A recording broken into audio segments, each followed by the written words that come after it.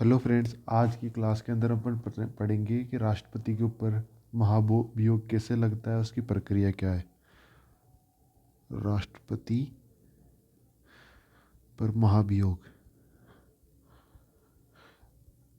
अब इसके अंदर अपन मुख्यतः तीन चीज़ें पढ़ेंगे कि सबसे पहले उल्लेख कौन से आर्टिकल में है और आधार क्या है और इसकी प्रक्रिया क्या है ना। तो सबसे पहले अपन पढ़ते हैं, देखो उल्लेख। तो राष्ट्रपति पर महाभियोग का उल्लेख संविधान के अनुच्छेद 61 में दिया है।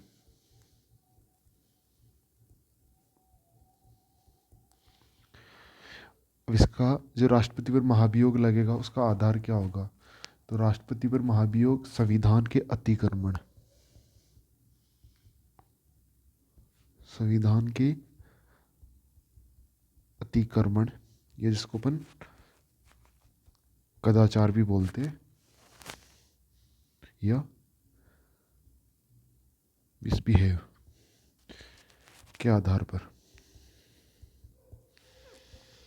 अब पूछोगे फ्रेंड्स कि अतिक्रमण, संविधान का अतिक्रमण क्या होता है या कदाचार क्या होता है। तो देखो, अपने संसदीय शासन व्यवस्था के अंदर क्या होता है, राष्ट्रपति केवल नाम मात्र का प्रमुख होता है। उसको प्रधानमंत्री की अध्यक्षता वाली मंत्रिपरिषद के अनुसार ही काम करना होता है। अध्यक्षता वाली मंत्रिपरिषद, मंत्रिपरिषद के अनुसार ही काम करना होता है। अब यदि प्रधानमंत्री को मंत्रिपरिषद कोई सलाह वगैरह दे और राष्ट्रपति उसको ना माने, जो कि भारतीय संविधान में उल्लेख है कि राष्ट्रपति को प्रधानमंत्री की अध्यक्षता वाली मंत्रिपरिषद की सलाह पर ही कार्य करना पड़ेगा, तो इसको संविधान का अतिक्रमण या कदाचार वगैरह माना जाएगा। अब देखो, जो ये महाभियोग की प्रक्रिया है ना,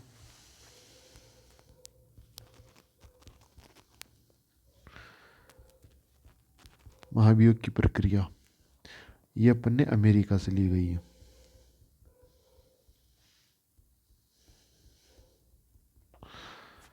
ठीक है। और भारतीय संविधान के अंदर महाभियोग की प्रक्रिया का उल्लेख केवल राष्ट्रपति के लिए किया गया है। भारतीय संविधान में महाभियोग प्रक्रिया का उल्लेख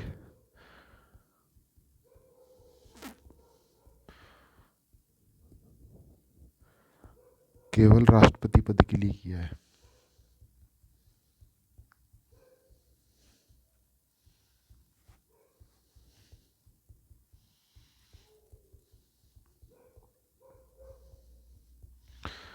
ठीक है। अब देखो, इसके महाभियोग की प्रक्रिया वगैरह के बारे में समझते हैं। तो महाभियोग की प्रक्रिया, पहली बात तो यह है कि यह संसद के किसी भी सदन में लाई जा सकती है।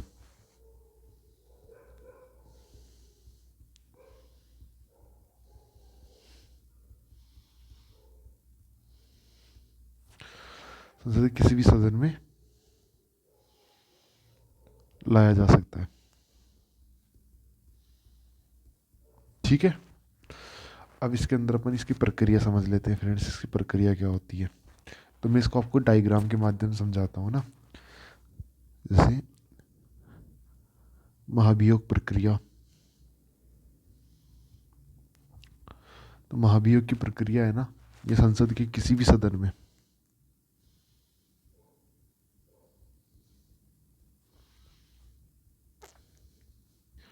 संसद के किसी भी सदन में, जो संसद के दो सदन होते हैं अपना, लोकसभा और राज्यसभा। ये मान लो कि ये पहला सदन हो गया और ये अपना दूसरा सदन हो गया, कोई सा भी हो सकता है इधर, है ना। ठीक है। तो देखो, इसके अंदर सबसे पहले क्या किया जाएगा कि महाभियोग जिस भी सदन में लाया जाएगा उससे पहले राष्ट्रपति को 14 दिन पहले पूर्व सूचना देना अनिवार्य है।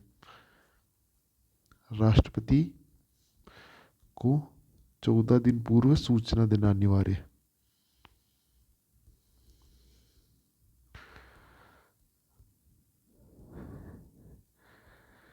अभी तक अपन ने दो ही चीज़ पढ़ी कि जब भी महाभियोग लाया जाएगा वो संसद के किसी भी सदन में लाया जा सकता है, और महाभियोग संबंधी प्रस्ताव लाने से पहले या प्रक्रिया को अपनाने से पहले राष्ट्रपति को 14 दिन पूर्व सूचना देना अनिवार्य है। अब अपन मान लेते हैं कि अ, ये जो अपना ये है महाभियोग है ना का प्रस्ताव, ये पहले सदन में ले आए है ना, माना पहले सदन में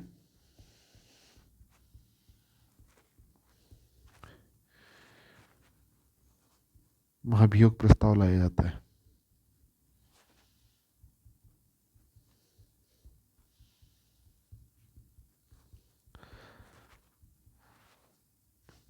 तो प्रस्ताव लाने के लिए जिस भी सदन में पहले लाएगा, प्रस्ताव लाने के लिए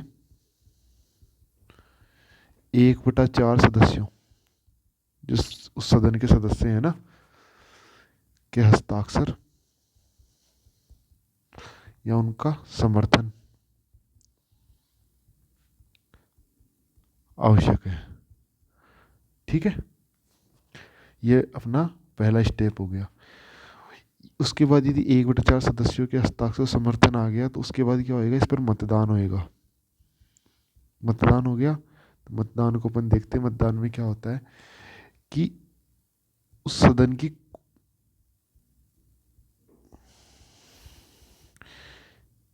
सदस्य संख्या या कुल सदस्य संख्या लेंगे अपन, है ना, सदस्य संख्या के 2/3 बहुमत से पारित होना आवश्यक।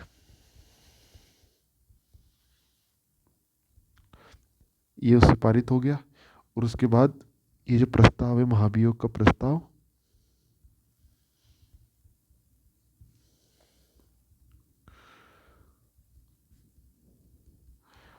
दूसरे सदन भेजा जाता है।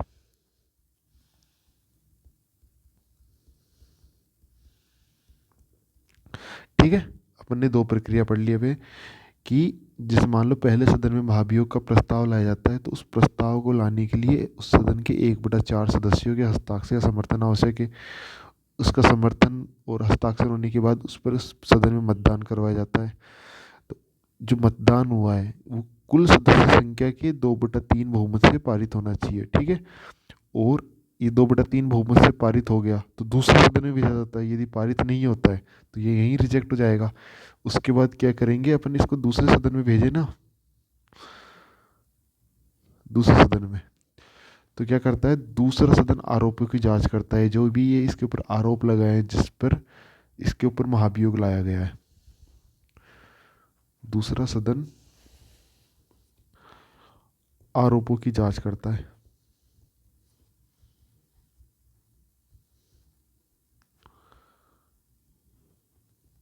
जिसके लिए वह जांच समिति का गठन करता है।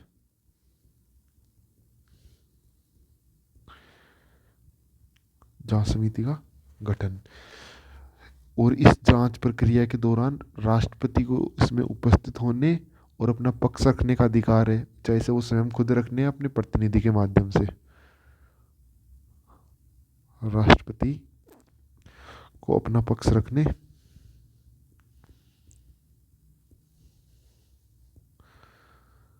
का अधिकार, स्वयं या प्रतिनिधि के माध्यम से।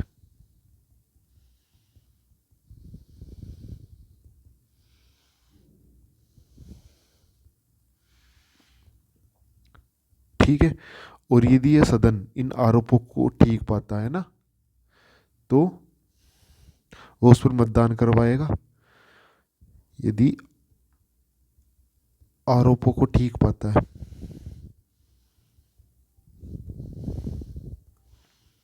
तो मतदान,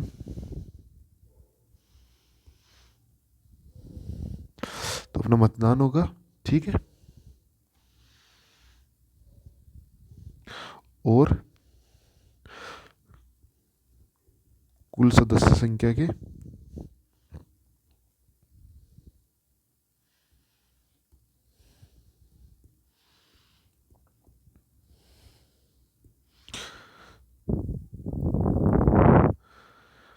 2/3 बहुमत से पारित।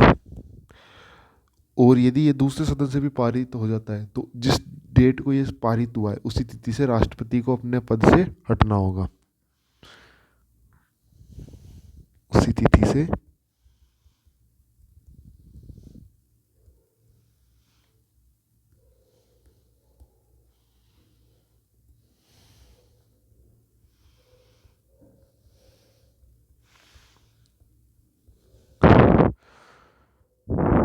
राष्ट्रपति को पद से हटना होगा। ठीक है, ये इसकी महाभियोग की प्रक्रिया हो गई है ना। ठीक है, तो देखो अपन ने इसके अंदर क्या क्या पढ़ा है। महाभियोग की प्रक्रिया। ठीक है, तो देखो महाभियोग की प्रक्रिया के अंदर क्या है कि सबसे पहले महाभियोग जो लाने के लिए राष्ट्रपति को 14 दिन पूर्व सूचना देना अनिवार्य है। यह संसद के किसी भी सदन में लाई जा सकती है, लोकसभा या राज्यसभा में। माना कि पहले सदन में महाभियोग प्रस्ताव लाया जाता है, जैसे लोकसभा हो जैसे राज्यसभा हो, तो प्रस्ताव लाने के लिए 1/4 सदस्यों के हस्ताक्षर या समर्थन होना आवश्यक है। यदि वो ऐसा समर्थन और हस्ताक्षर कर देते हैं तो उसके ऊपर मतदान होएगा। यदि मतदान के अंदर उस सदन की कुल सदस्य संख्या के 2/3 बहुमत से ये पारित हो जाता है तो महाभियोग के प्रस्ताव को दूसरे सदन में भेजा जाता है। ठीक है, दूसरे सदन में भेजने के बाद क्या करता है, दूसरा सदन इन आरोपों की जांच करता है। आरोपों की जांच करने के लिए एक जांच समिति का गठन करता है। राष्ट्रपति को इस जांच समिति की प्रक्रिया के दौरान अपना पक्ष रखने, इसमें उपस्थित होने का अधिकार होता है। ये चाहे स्वयं कर सकता है या अपने प्रतिनिधि के माध्यम से कर सकता है। और यदि इन आरोपों को ठीक पाया जाता है दूसरे सदन के द्वारा तो इस पर वोटिंग करवाते हैं। वोटिंग करवाने के बाद यदि कुल सदस्य संख्या के 2/3 बहुमत से ये पारित कर देते हैं तो महाभियोग प्रस्ताव पारित हो जाता है। राष्ट्रपति को उसी दिन से अपने पद से हटना पड़ता है। 2-3 अपन इम्पोर्टेंट फैक्ट पढ़ लेते हैं इसके बारे में।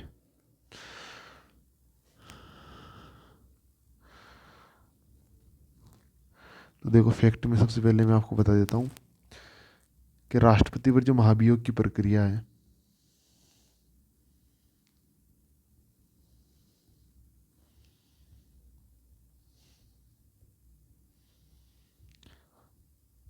यह एक अर्धन्यायिक प्रक्रिया है।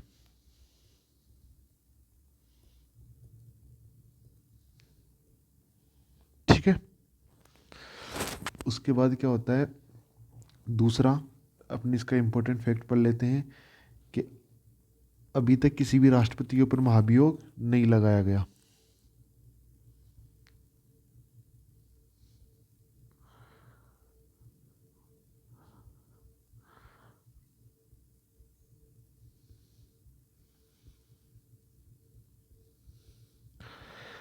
तीसरा अपन इसका इम्पोर्टेंट फैक्ट पकड़ लेते हैं कि यदि महाभियोग प्रस्ताव पारित हो जाने या राष्ट्रपति के बर्खास्त हो जाने से पूर्व उसके द्वारा किए गए सभी कार्य वैध माने जाएंगे।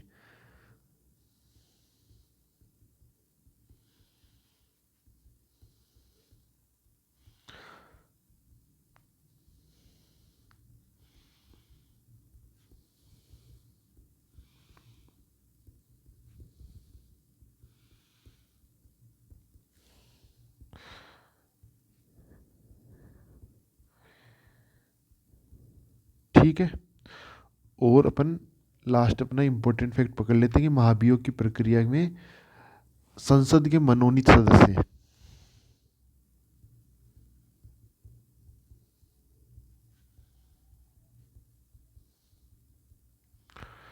में संसद के सदस्य ही भाग लेते हैं।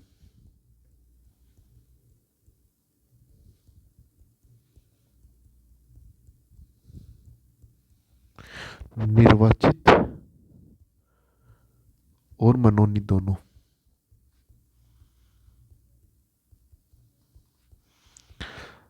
राज्य विधानसभा के सदस्य भाग नहीं लेते।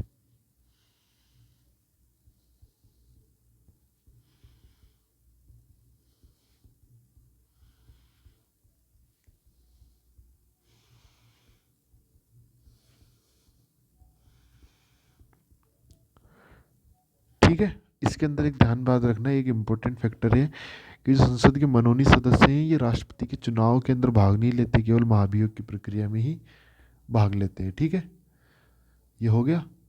और महाभियोग की प्रक्रिया का एकमात्र आधार,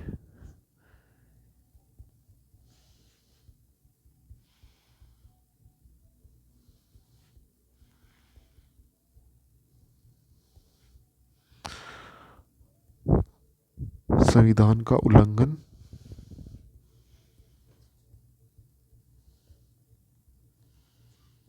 या अतिक्रमण या कदाचार है।